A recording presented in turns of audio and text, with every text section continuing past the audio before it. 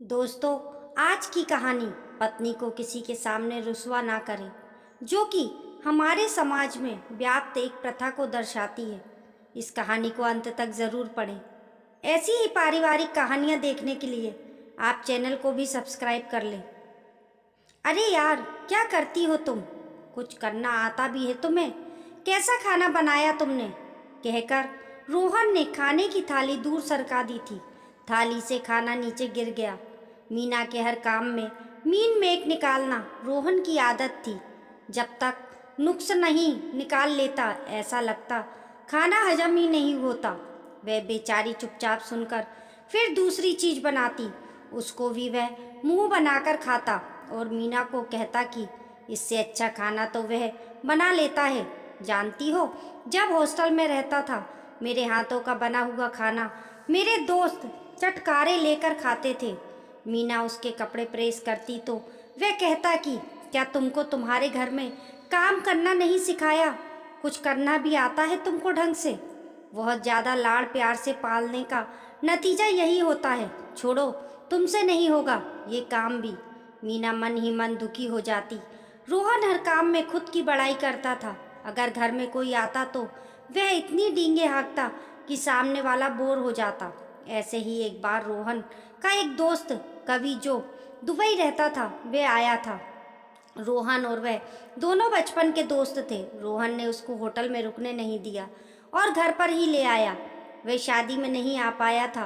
वह मीना से मिलकर उसके अच्छे स्वभाव और व्यवहार, उसकी सुघड़ता से बहुत प्रभावित हुआ और उसकी हर बात की, खाने की तारीफ, दिल खोलकर तारीफ की। ये बात रोहन को अच्छी नहीं लगी।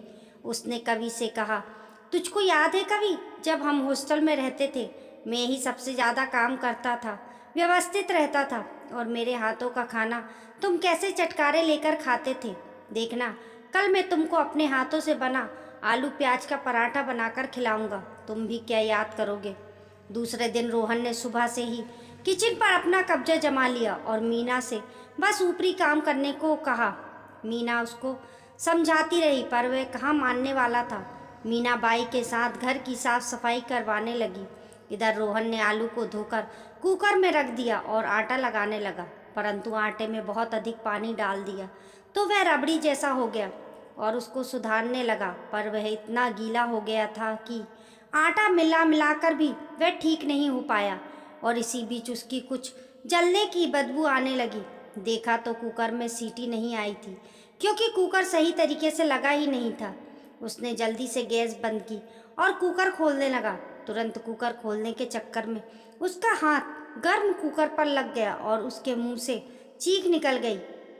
उसकी चीखने की आवाज़ सुनकर मीना और कवि दौड़कर अंदर आए तो देखा रोहन के चेहरे पर जगह जगह आटा लगा हुआ था। वह जमीन पर बैठा हाथ झटक रहा था।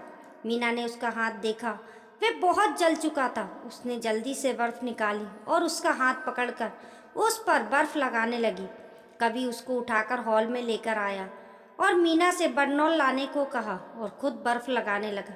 मीना के अंदर जाते ही वह रोहन से बोला, अरे यार, तुम अपने मुंह मियाँ मिट्ठू बनना कब छोड़ोगे? मैं जब से आया हूँ देख रहा हूँ तुम अपनी इतनी प्यारी सुघड़ पत्नी को हर बात में नीचा दिखाते हो, खुद की तारीफ करते हो। तुम बहुत किस्मत वाले हो यार कि तुमको इतनी अच्छी और सहज सरल स्वभाव वाली, कार्यकुशल और सहनशील पत्नी मिली है।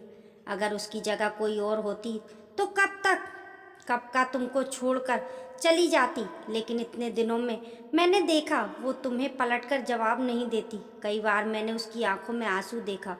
लेकिन तुम पति हो, तुम्हें समझना चाहिए, ऐसे हर किसी के सामने पत्नी को रुसवा नहीं करते हैं। रोहन लज्जित होकर सब सुन रहा था।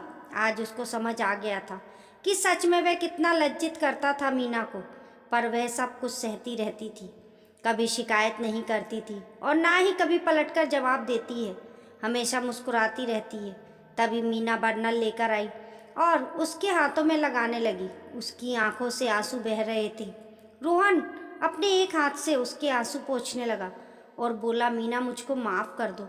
मैंने हर वक्त तुम्हारा मजाक बनाया, ना जगह देखी ना वक्त, तुमको सबके बीच नीचा भी दिखाया, पर आज मुझको समझ आ गया कि मुझसे बड़ा मूर्ख कोई नहीं था।